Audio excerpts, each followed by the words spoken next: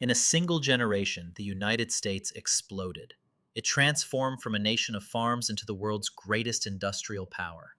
Factories churned, railroads conquered the continent, and colossal fortunes were built by men whose wealth was almost impossible to comprehend.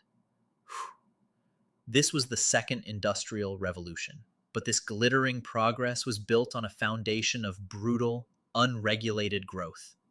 It sparked violent conflicts and a political rebellion that would shake the nation to its core. This economic revolution was fueled by a perfect storm of factors. Abundant natural resources like coal, iron ore, and oil, a massive labor supply swelled by immigration, and a government that mostly stayed out of the way. A flood of new technology supercharged this growth. The Bessemer process made it cheap and easy to mass produce high quality steel, and inventors like Thomas Edison harnessed electricity, promising to revolutionize light and power and fundamentally alter human existence.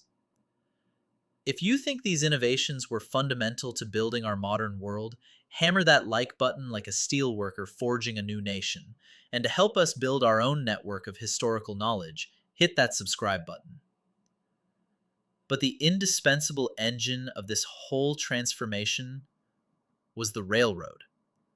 This vast network stitched the country into a single national market for the first time, allowing raw materials to get to factories and finished goods to get to every corner of the country. Railroads were America's first big business and the nation's single largest employer, but they also became a symbol of corporate arrogance, ruthlessly crushing smaller competitors and charging small farmers exorbitant rates to ship their crops. To eliminate all competition, industrialists created a new weapon: the trust. Pioneered by Rockefeller's Standard Oil, a trust managed competing companies as a single entity, effectively creating a monopoly that could control the entire market. By the 1880s, Standard Oil controlled about 90% of the nation's oil refining capacity.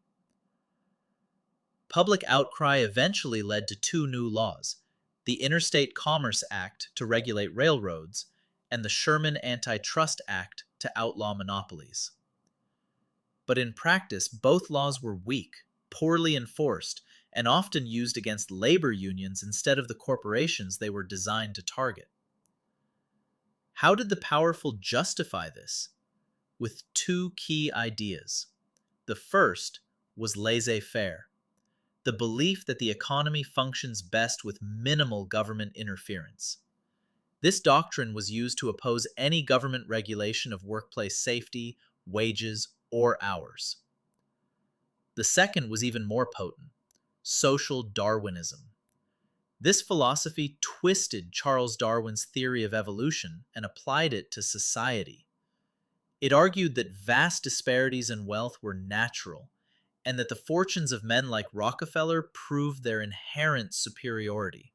The poor were simply unfit. No one embodied these contradictions more than Andrew Carnegie, a Scottish immigrant who started working in a cotton mill for just $1.20 a week. He rose to become the undisputed king of the American steel industry. Carnegie's genius was mastering vertical integration. He didn't just own the steel mills, he owned the iron ore mines, the coal fields, the ships, and the railroads. By controlling every single step of the manufacturing process, he could drastically cut costs and undersell any competitor. After becoming one of the richest men on the planet, Carnegie dedicated himself to giving his fortune away. His gospel of wealth argued the rich had a moral duty to use their fortunes for the public good.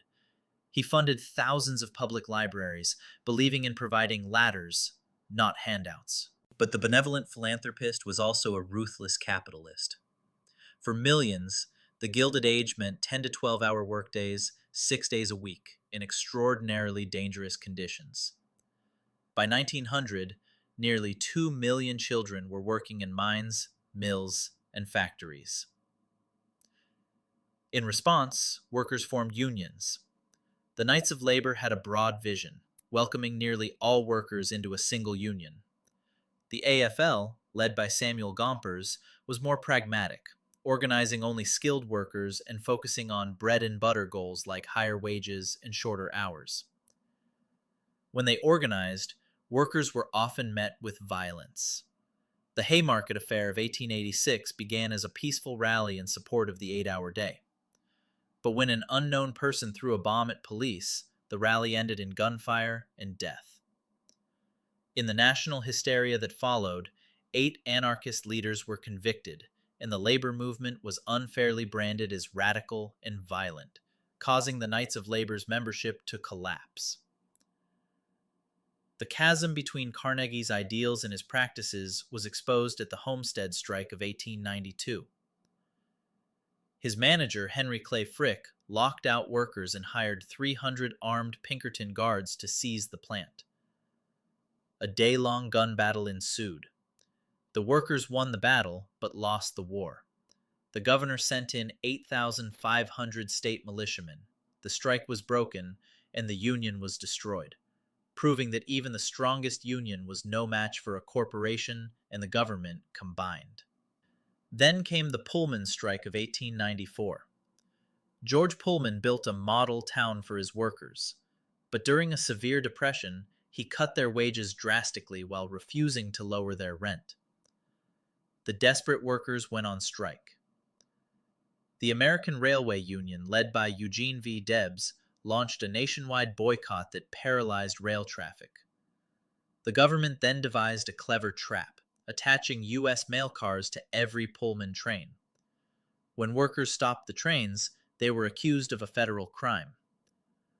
President Cleveland sent in troops, the strike was crushed, and Debs was sent to prison. While workers fought in the cities, a parallel rebellion was brewing in the countryside. The nation's farmers were being crushed in an economic vice, squeezed by overproduction, falling crop prices, and a vicious cycle of debt. They felt victimized by powerful forces they couldn't control. They were at the mercy of monopolistic railroads, beholden to bankers for credit, and forced to buy expensive goods protected by high tariffs. Their biggest fight was over money itself, in the battle of the standards. Bankers and creditors wanted the gold standard, which kept money scarce and valuable. Farmers, who were mostly in debt, championed the free coinage of silver, which would cause inflation, raising crop prices and making it easier to pay their debts. Farmers organized, first in the Grange, then the powerful Farmers' Alliance. When the two major parties ignored them, they did something revolutionary. They formed their own political party, the People's Party, better known as the Populists. Their 1892 Omaha platform was a stunning indictment of Gilded Age America. It declared that the fruits of the toil of millions are boldly stolen to build up colossal fortunes for a few. Its demands, an income tax, government ownership of railroads, direct election of senators, seemed radical at the time. In 1896, the populist cause found its champion in a young Democratic nominee, William Jennings Bryan. At the convention, he delivered one of the most famous speeches in American history. You shall not press down upon the brow of labor this crown of thorns. You shall not crucify mankind upon a cross of gold. Bryan lost the election, and the Populist Party soon faded away. But their ideas did not. The Omaha platform was a blueprint for the 20th century, proving that even in defeat, a third party can completely reshape American politics. The Gilded Age was an era of shocking contradictions. The engine of progress that built fabulous fortunes also created desperate poverty and violent conflict. It was a period of breathtaking innovation and appalling exploitation. The immense, unresolved problems of this era, corporate power, labor rights, economic inequality, didn't just disappear. They planted the seeds for the next great wave of change in American history, the Progressive Era. The Populists' ideas outlived their party, shaping the century that followed. If you believe this history is a legacy worth preserving and understanding, make sure you subscribe to our channel and join the conversation in the comments below. Thanks for watching.